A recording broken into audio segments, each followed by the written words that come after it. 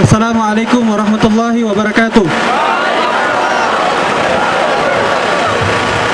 Mari sama-sama kita bertakbir. Takbir! Takbir! Takbir! Allah Subhanahu wa taala berfirman, "Wa makaru wa makarallah, wallahu khairul makirin." Ketika orang mulai menipu daya manusia, maka Allah Subhanahu wa taala sebaik-baik yang membalas tipu daya manusia itu. Dan ini terlihat bahwa Allah Subhanahu wa taala memperlihatkan kekuasaannya kepada kita sekalian dan mengumpulkan kita sekarang di tempat ini dan di seluruh penjuru Indonesia.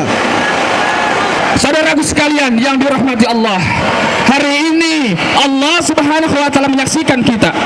Tidak ada satu hal yang kita tunjukkan di hadapan umat dan di hadapan Allah kecuali ketaatan kita kepadanya. Ingat saudaraku, negeri ini adalah negeri hukum, bukan negerinya Ahok. Mereka mengatakan bahwa negeri ini adalah negeri hukum, artinya hukum lebih tinggi daripada Ahok. Tapi kenapa hari ini seakan-akan Ahok lebih tinggi daripada hukum? Kalau hukum di negeri ini berdasarkan demokrasi, perlu saya ingatkan pada kalian, Islam jauh lebih tinggi dari demokrasi.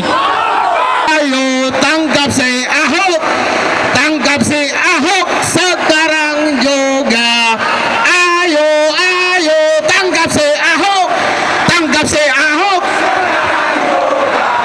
Ayo, ayo tangkap si Ahok, tangkap si Ahok sekarang juga. Takbir, takbir. Kita umat muslim yang ada di Sulawesi Tengah ingin menyatakan kehendak kita bahwa yang pertama,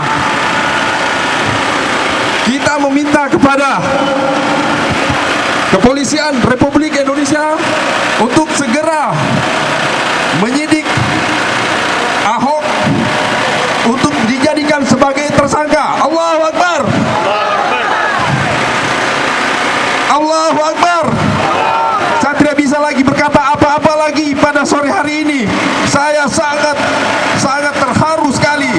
Ya Allah, berikan kami kekuatan, berikan umat Islam di Indonesia ini agar bersatu selamanya. Ya Allah, Allahu Akbar.